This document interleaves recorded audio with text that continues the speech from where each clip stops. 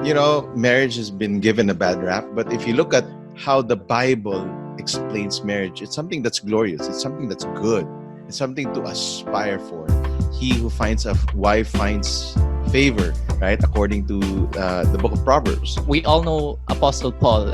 He's so famous. He's like I think one of the most famous characters aside from Jesus in the New Testament. And he compared himself to a woman who is in the pains of childbirth. And he even called Timothy his son. But we know that he did not give birth to Timothy physically. But these are the things that we have to understand deeper in the Bible. I really appreciate my wife that worships God so much, because there are times, no matter how much I read the word, no matter how much I serve, no matter how much I worship, there's selfishness in my heart. I don't know if that's just me, but every time there is that selfishness, my wife leads me back to Jesus.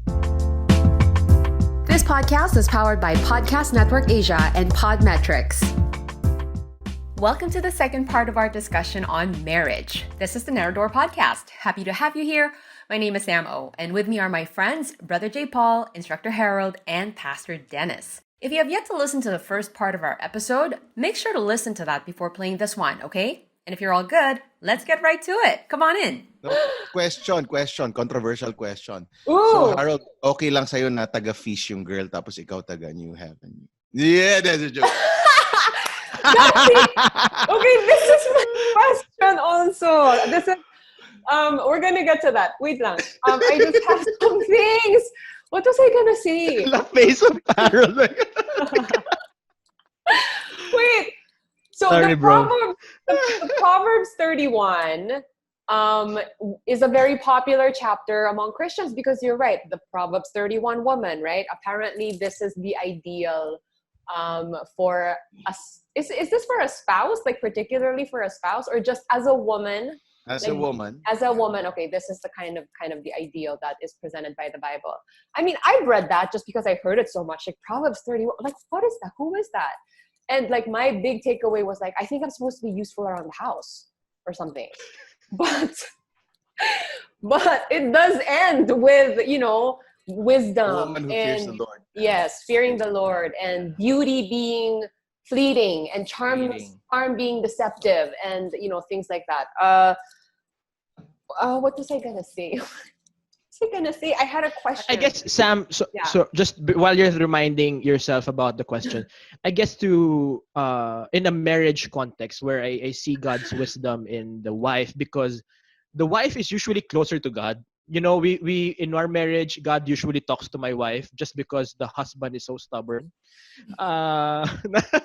So no, just kidding. I mean, semi kidding. But really, for me, the gift of a wife that fears the Lord is that my wife knows when I'm acting on pride, when I'm acting on selfishness, and she leads me back to Jesus. Because even if we're equals in the Bible, men and women are equals, and the men are designed to lead, to be the steward of the small church, and the wife nurtures that family. So I really appreciate my wife that worships God so much, because there are times, no matter how much I read the word, no matter how much I serve, no matter how much I worship, there's selfishness in my heart.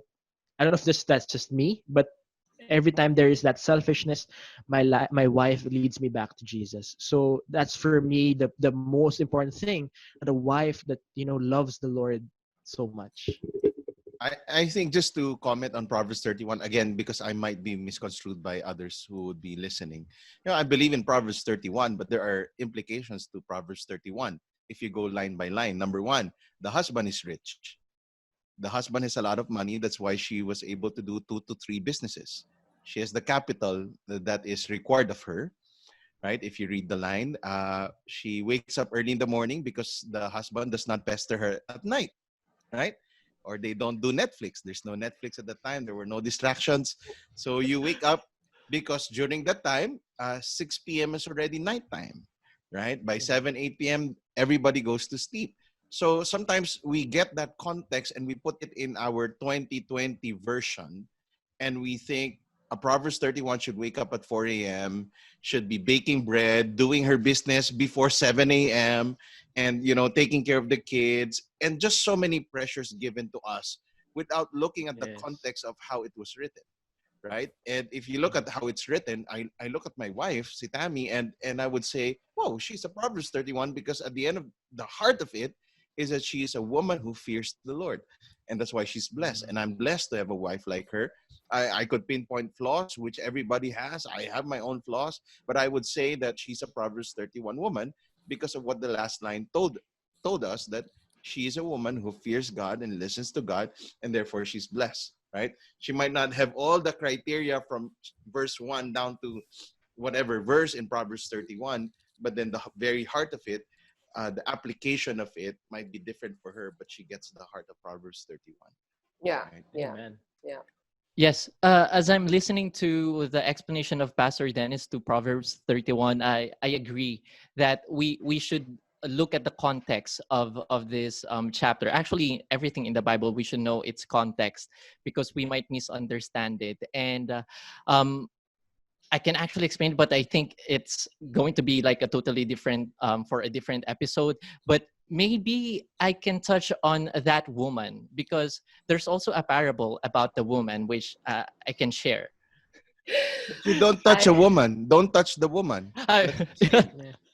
The touch parable on about the the woman. woman. Until you're Unless it's married, your okay? mom. Oh my Yeah. gosh, Pastor D. No. Okay, you know what?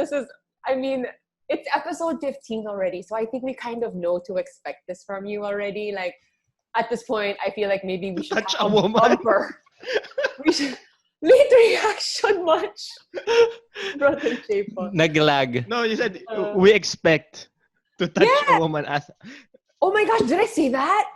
Backtrack. I meant No, it's my sinful mind. I mean, because the parables, right? Like, because you guys seem to be Yeah. really big on this. And at this point, I feel like maybe we should have a bumper that says, like, parable of the day, courtesy of Instructor Harold. But, like, yeah, That's go your ahead. book, Harold, The Parable. Yeah, that's it. Maybe 31 that's the days book. of parables. Yeah. The Parable, the Seed, and the Devil. That is, yeah. But please go ahead. Yes. Yeah. So this woman is also a parable in the Bible. We all know Apostle Paul. He's so famous. He's like I think one of the most famous characters aside from Jesus in the New Testament. And he compared himself to a woman who is in the pains of childbirth. And he even called Timothy his son. But we know that he did not give birth to Timothy physically, but these are the things that we have to understand deeper in the Bible. Even in the book of Hebrews, the apostle there or the disciple there mentioned that he will provide the food and the milk to the disciples. And what we have to know is that if it's used as a parable, it is used figuratively something to express something else that has the same characteristic. So what's the same characteristic between Paul and the woman? So a woman will be able to give birth of the children and then take care of them. While Paul expressed this in a way that he also gave birth to children. We can find that in 1 Thessalonians chapter 2. He said that he is like a mother caring for her children. And again, he is not a physical mother, but spiritually, he is like a mother. And in the previous episode, I've mentioned that he has this godly jealousy towards the disciples because they are being prepared like a wife to Jesus. So the parable about the woman are things that we can see. Even in Matthew chapter 24, I remember it's about the signs of the end of the age. And it says that how dreadful it would be for pregnant women and those nursing mothers when that happens. So if we are taking this literally and then the end of time comes, wouldn't that be unfair for those pregnant women that they will be judged at the time of end time? So this is I was something. oh, sorry. I was hoping it was literal, so because it's not gonna happen to me anytime soon. I don't think so. I'm safe. Okay, so I wanted to ask you, Instructor Harold, because parables, you talk about them a lot, and what happens to me is we do the recording, and then after we record, I sit down and listen to the episodes again because I need to kind of figure out what to clean up, edit, whatever. And lately what I do is, I'll bring my Bible because I want to look up the verses that we discussed on this show, what Pastor D said about this chapter, what Brother Jay said, what he cited. And so, and some of the parables that you say, I get to look up. And I think it's fascinating. It's amazing how the dots are connected. And I know that this is a big part of how you guys understand the Bible. Why is it such a big part of the way you understand the Bible? Yes, it's because in Amos chapter 3, verse 7, it says that the sovereign Lord does nothing without revealing his plans to his servants, the prophets. And that means that all of God's plans have been given to the prophets. And in Hosea chapter 12, verse 10, it explains that God gave them many visions and spoke parables through them. So when the prophets saw these visions, when they wrote it, these were written in parables. And in order for us to know God's plan, then therefore we must also understand the parables. That's why for us, it's very important because prophecies were hidden in parables. Even actually, speaking in parables was already prophesied as well in Psalms chapter 78, verse 2. It was a chapter written by Asaph that he said that I will utter hidden things from of old and I will speak in parables. But we know that Asaph did not actually speak in parables, and it is Jesus in the time of first coming who actually fulfilled it. And when Jesus spoke in parables to the crowd, the disciples started to ask him, why is he doing it? And Jesus actually talked to them and said to them that the knowledge of the secrets of the kingdom of heaven are in parables. So that's why we are encouraging everyone that when we listen to the word of God, we should be like the Bereans who have a noble character because they receive the word with eagerness and then examine it to check if this is according to the scripture of God. And that's why for us, parable is very important. Yeah. I mean, again, I point that out not because I think it's weird or whatever. In fact, I think it's fascinating. And thank you for adding to the list of verses that I will have to look up after this recording. But it's good stuff. It's good stuff. Okay. So we were just talking about being unequally yoked, right? Pastor Dennis was the first to mention it. And you hear this a lot in Christian circles when we're talking about marriage. And so, again, it's about, because I mean, even just from a logical perspective, when you're going to be married to somebody, now you're going to share the rest of your lives together, and you now have to work as a unit, decide on things, and choose to live a certain way together. And, the faith is such a big part of our lives, and it bleeds into many other parts of our lives. It affects so many of the things that we do. And so it's really hard to imagine being married to someone who is not on the same page on something like faith, right? So, but can we elaborate on this, being unequally yoked? And how does the Bible mention this? Like, what is that?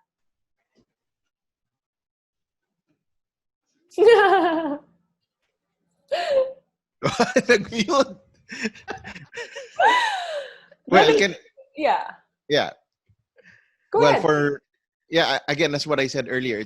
It's really it boils down to values. If there's a best word to say it, it's having the same values, and sometimes even in our own circle of evangelicals, there would be issues like, okay, the guys from Victory, the girls from this church, when they get married, where will they attend church? And these are both evangelical churches that worship the same God and have the same doctrinal beliefs, and and it's a big issue, right?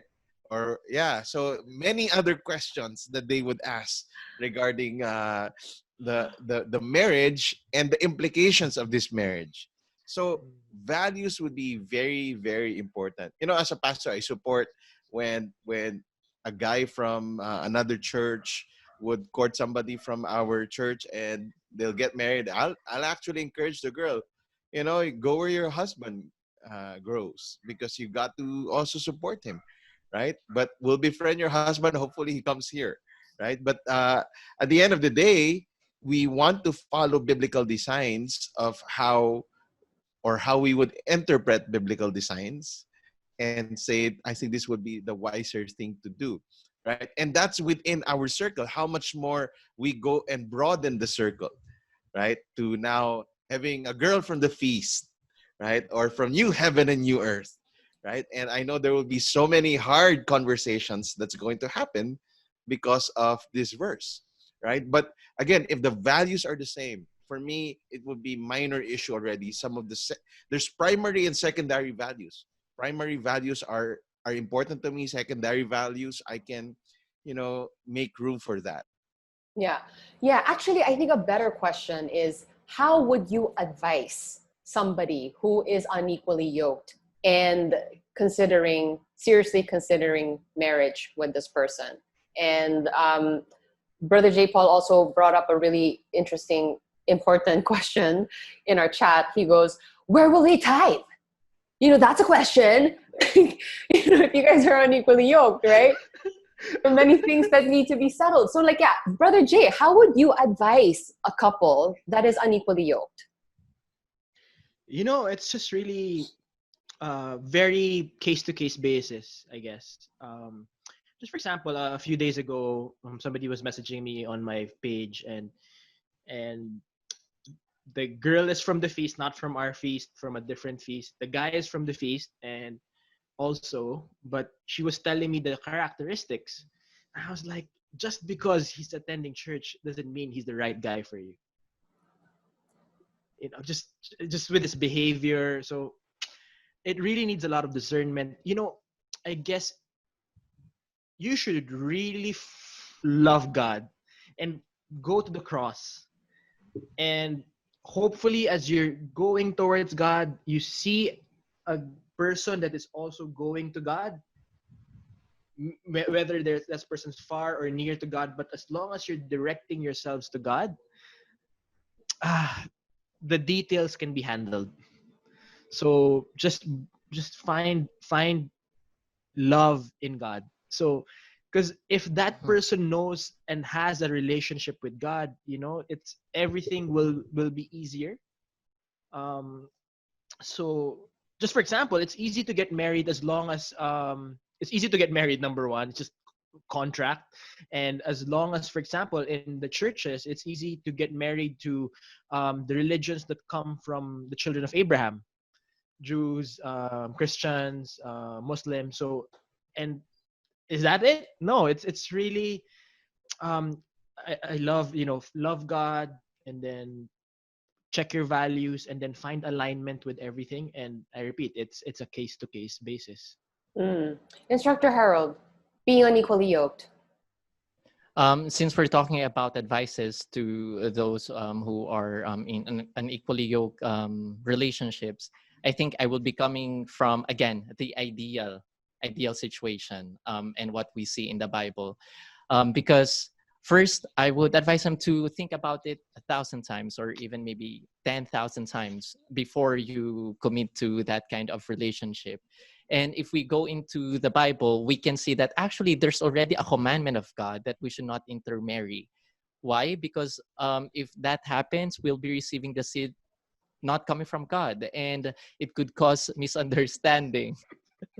It can cause a lot of issues. To the extent what Pastor Dennis is trying to explain earlier, if you have different values, and if I can just add to that, if you have different faith, how would you be able to survive that kind of relationship? It's going to be hard.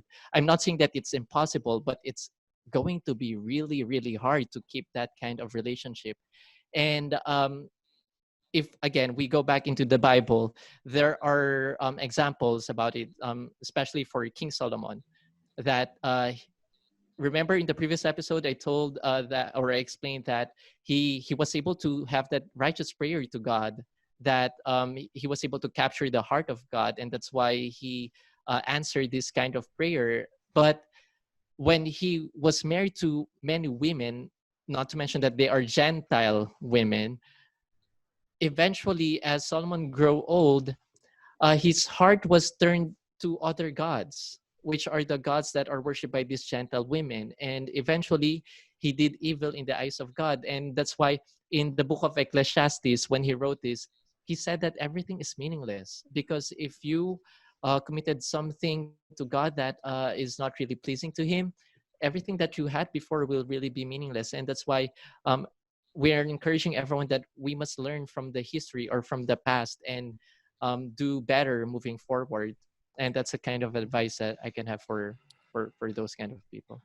So what I'm getting from you, Instructor Harold, is like, yeah, you gave us that story about Solomon marrying 700 women and then having 300 concubines, right? That was the story.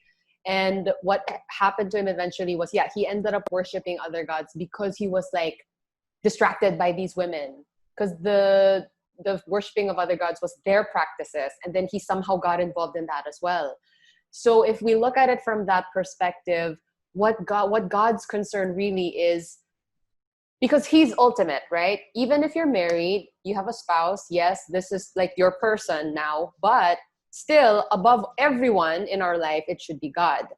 And so if you're going to unequally yoke yourself to someone who is not of the same faith with you and has not the same goals with you and does not have his ultimate goal as being, making it to heaven, then this person could distract you from your faith life, which is what happened with Solomon. And so it's really best to get on this journey with someone with the same mindset and objective. And that is what Unequally Yoked is about, is what I got from you. Okay. Because we're going to Yes. tag team it to heaven, guys. That's what it is. Brother Jay. Okay. So, okay, that's cool. But yes, marriage is difficult, and or so I hear. And so does the Bible offer any solutions to the problems that we could encounter in marriage? Because I'm sure God knows it's hard, right? What does he tell us? Pastor D. I'll go first. I see it. Yeah. Brother J. More of, I think, just read. I want you, those who are gonna receive this message, maybe read about the story of Joseph and Mary. It's not just only about the Catholic side, but really the story, their story as a couple. Joseph had a choice to divorce Mary, but he didn't. And what did he do? He protected Jesus. He protected Mary. He brought them to Egypt. He just to protect Jesus, he raised him up, because you remember there's a verse that he the son of a carpenter, which means that Joseph really trained him, mentored him, and just was just going to the Holy Land as well. Because in the Bible there's not much, just a few lines about Joseph, but when I went to the Holy Land, I understood him a little bit more. He's a symbol of sacrifice, of just love, and just he really showed what, as a human creature, as a created being, what it is to sacrifice for his family, for his marriage. And then Mary, of course, obedience and all of that. So for me, in a marriage perspective, if you have a beautiful marriage, you raise a family wonderfully. So a good story is the story of Joseph and Mary. You can read and just Google it. It's gonna be very beautiful. Mm-hmm, mm-hmm. Pastor D. Yeah. Marriage has been given a bad rap because of the many stories that we hear of divorce, annulments, separation. We live in a very fatherless generation today, and there's not a lot of good narratives on marriage. But if you look at how the Bible explains marriage, it's something that's glorious. It's something that's good. It's something to aspire for. He who finds a wife finds favor, right? According to the book of Proverbs, right? There's the favor of God when you find a wife, because I believe, right? Just like whether you're married or not, when you learn how to die to yourself, that's where you experience freedom. When you know that the world has got no hold on you, when you know that the idols of life has no hold on you. And marriage is an eye-opener of how selfish I could be, how arrogant I could be, how lustful I could be. Marriage just is a multiplier. It just tells you, man, there's so many things you need to work on if you want to make this marriage work, right? And the more I rely on the grace of God to journey me towards dying to myself, because only when I die to myself, only when I live life for others, do I experience true freedom. And this is what marriage actually offers us. You live with a woman 24/7, you have kids, you live with them 24/7, especially now in quarantine. We live with them. You are tested, yet when you get through that test, you now experience, wow, this is what life is all about. The reason I work is because of family. The reason why I do things is because of family. And I'm blessed. I understand now. Wow, God, thank you for giving me a family. Lord, thank you for entrusting me with human beings under my care and leadership. And this is what marriage brings. It brings a lot of maturity. It brings a lot of total dependency on God. It's saying, Lord, I can't do this on my own. I need you. So there's so many things that marriage could bring, right? More than just sex with your wife, or creating memories with your kids. It's the understanding now, getting to see the truth of the concepts we discuss here live out in everyday life, right? So I understand the grace of God more because of marriage. I've understood forgiveness. I understood what it means to battle pride. All of that, marriage gave that to me, and I'm thankful because I'm on my road to freedom. You know what? Thank you for pointing that stuff out, because I think at some point in our conversation, I was like, yeah, I mean, everything you hear about marriage, it's just so hard and so much sacrifice, and I have to die to myself. And like, why do we do this? But here is the paradox about our faith. We are dying and sacrificing and compromising, but for some reason, the result is life. It's freedom. It's joy. And Yes. yeah, oh my goodness, you're right. Yeah. You're preaching, Sam. What? Oh my gosh, don't say that, Instructor Harold, please. Please enter now and tell us what does the Bible tell us about marital problems and how we should go about them? No, I want to listen more. What else you want to No, say? you guys, please. That's why it takes 3 to get married. No, please go. Okay, yeah. So talking about marital problems, actually there are many practical tips that we can find in the Bible. Let me just cite at least one. Like in Ephesians chapter 4, it mentioned that do not let the sun go down until when you're still angry. And I think one would be angry when there's a misunderstanding. And if this is a misunderstanding, which is part of the usual problem of couples, I believe that all problems will be resolved through good conversation. So we can use something that we can find in the gospel, that if two persons are not in agreement or they have some conflict, they should try to resolve it between themselves. Now, if this is not working, then they can ask for some people to help them resolve it. But if it's still not working, then ask for help from the church. And that's why we are part of the church. We are part of a community to help each other, especially if we're talking about couples who are already married.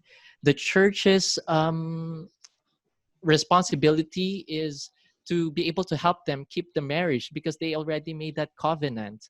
And it's important for us to keep that covenant because in Deuteronomy chapter 28, there are two results of a covenant. There's there's a list of blessings that you can receive if you're able to keep the covenant, and a separate list of curses if you were not able to keep the covenant. So again, when we look at marriage, not only in the physical but in the spiritual aspect, that's why it's very important for us to keep that marriage, even the covenant that we made with anyone.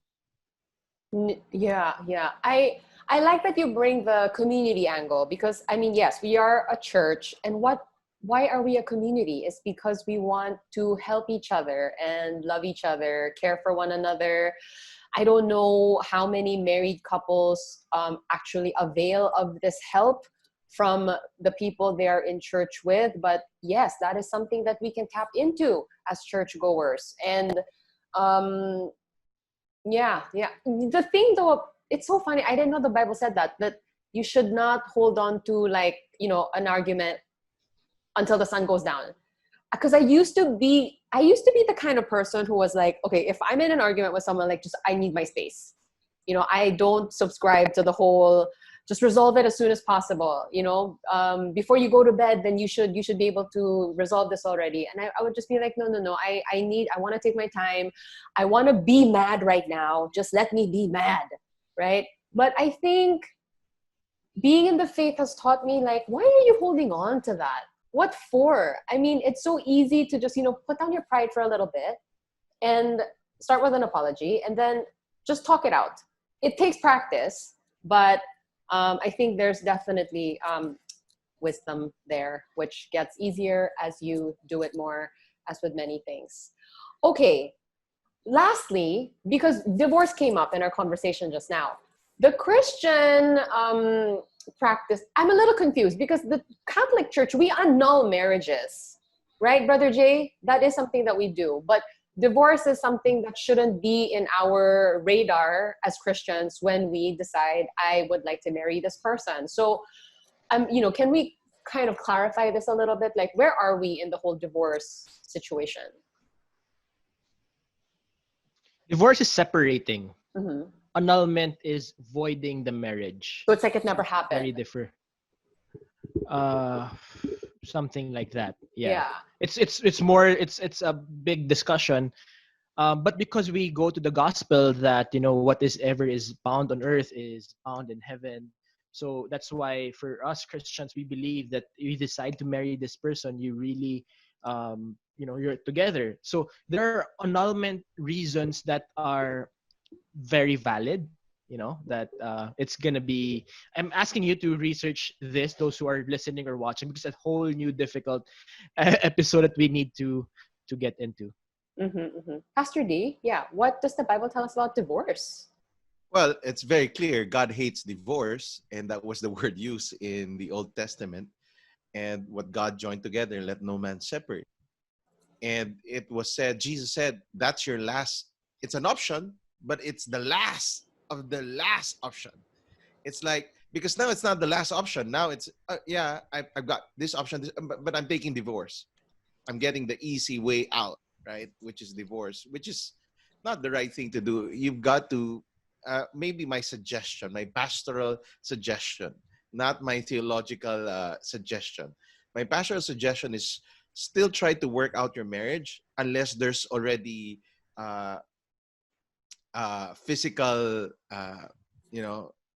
violence. There's violence. There's violence already, or there is blatant unfaithfulness already happening, like he's cheating on you already or she's cheating on you.